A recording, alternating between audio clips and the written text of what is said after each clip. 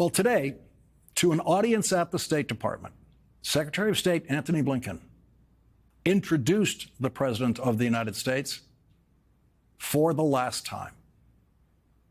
Simply put, it's been the privilege of my lifetime to work for you, to work with you, to work with this extraordinary team that you've assembled.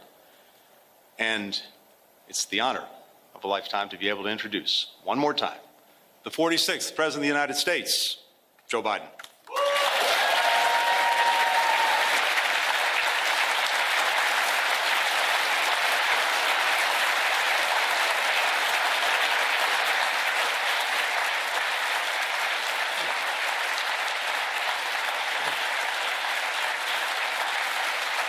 Thank you, thank you, thank you.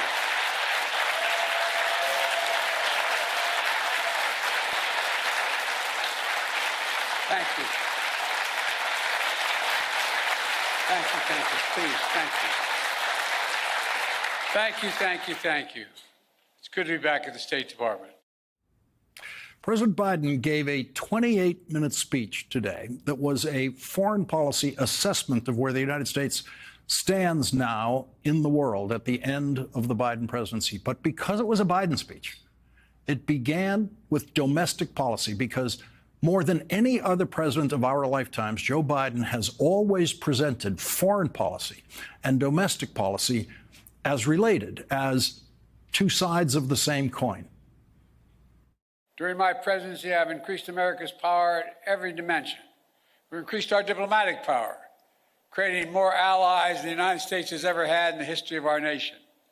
We've increased our military power, making the most significant investments in the defense industrial base in decades. We've increased the technology power, taking the lead in artificial intelligence and other technologies of the future. And we've increased the economic power, building the most dynamic economy in the world from the bottom up and the middle out, not the top down. In short, Kamala and I took office, our nation had become stronger at home, are stronger in the world. And now, America is more capable and, I would argue, better prepared than we've been in a long, long time. That was the essence of the assessment that President Biden then went on to deliver with more detail. We have made the most significant investments in America and the American workers since the New Deal. To rebuild our roads and bridges, our ports and airports, clean water systems, affordable high-speed internet, and so much more. To build American manufacturing, to make advanced semiconductors, which we invented here at home. We made the largest investment in climate and clean energy ever anywhere on Earth in the history of the world, spurring nearly $500 billion in private sector investment. Today, I can report to the American people, our alliances are stronger than they've been in decades. NATO is more capable than it's ever been, and many more of our allies are paying their fair share. Before I took office, 9 NATO allies were spending 2% of their GDP on defense. Now, 23 are spending 2%. That's right.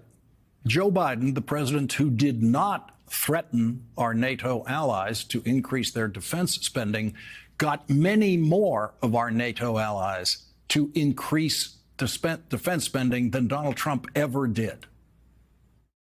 We've made partnerships stronger and created new partnerships to challenge China's aggressive behavior and to rebalance power in the region. Today, I can report to the American people, our adversaries are weaker than were when we came into this job 4 years ago. Just consider Russia. When Putin invaded Ukraine, he thought he'd conquer Kyiv in a matter of days. But the truth is, since that war began, I'm the only one that stood in the center of Kyiv, not him. Putin never has. Think about it.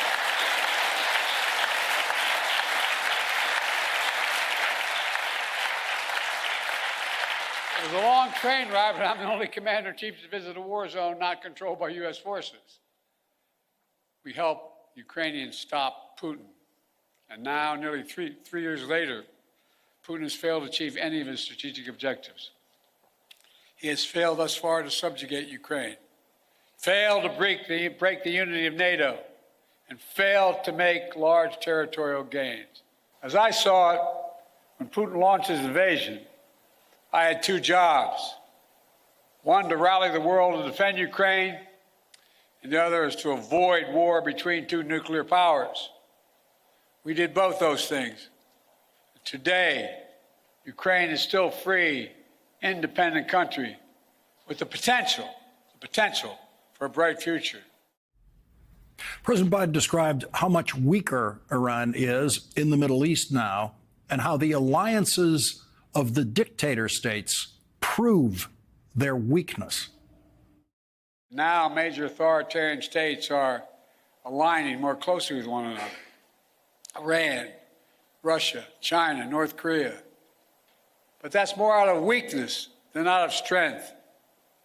So as the new administration begins, the United States is in a fundamentally stronger position with respect to these countries than we were 4 years ago. The president made a definitive prediction about China's economic competition with the United States. Today, I can report to the American people we're in a better strategic position in the long-term competition with China than we were when I took office. You all recall, many experts believe were predicting it was inevitable that China's economy would surpass ours. According to many predictions, that would happen by the year 2030 or shortly thereafter. But we in this room said no. If we make the investments in ourselves, if we protect our workers and technologies, that will not happen. Now, according to the latest predictions, on China's current course, they will never surpass us, period. On Afghanistan, President Biden said this. In my view, it was time to end the war and bring our troops home, and we did. I commend the courage of all those who served in Afghanistan. We grieve all 2,461 Americans who made the ultimate sacrifice in the longest war in American history. And I grieve those brave service members whose lives were lost during the withdrawal. We also thank those inside and outside of government who have done so much to help thousands of Afghan families resettle in the United States. Remember, critics said if we ended the war, it would damage our alliances and create threats to our homeland from foreign-directed terrorism out of a safe haven in Afghanistan. Neither has occurred. Neither has occurred. And our alliance has stayed strong. There is nothing, I can tell you from my conversations with both Xi and Putin, nothing our adversaries and competitors like Russia and China would have liked more than seeing us to continue to be tied down in Afghanistan for another decade. For all those reasons, ending the war was the right thing to do. And I believe history will reflect that. President Biden described his efforts to counter China's influence in the world, particularly in Africa. As an example, I was recently in Angola to see a major project being built with the help of American public funding, which brought in even more private investment. We're building the first ever transcontinental railroad across Africa. It will significantly improve the economies of the region, will help farmers transport crops in new global markets, will transport critical minerals that are needed for electric vehicles and semiconductors. China used to control the supply chains and these materials, but not for long. The president suggested that a ceasefire and return the hostages deal that he has been trying to broker for months might finally be coming together. On the war between Israel and Hamas, we're on the brink of a proposal that I laid out in detail months ago, finally coming to fruition. I have learned in many years of public service to never, ever give up. So I spoke to Prime Minister of Israel yesterday. I spoke to Emir of Qatar today. I look forward to speaking with President Sisi soon. We're pressing hard to close this. The deal we have structured would free the hostages, halt the fighting, provide security to Israel, and allow us to significantly surge humanitarian assistance to the Palestinians who've suffered terribly in this war that Hamas started. The Palestinian people deserve peace and the right to determine their own futures. Israel deserves peace and real security, and the hostages and their families deserve to be reunited.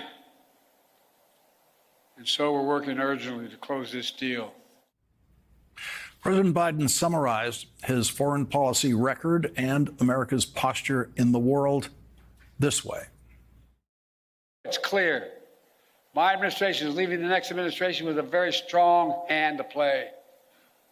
And we're leaving them in America with more friends and stronger alliances, whose adversaries are weaker and under pressure.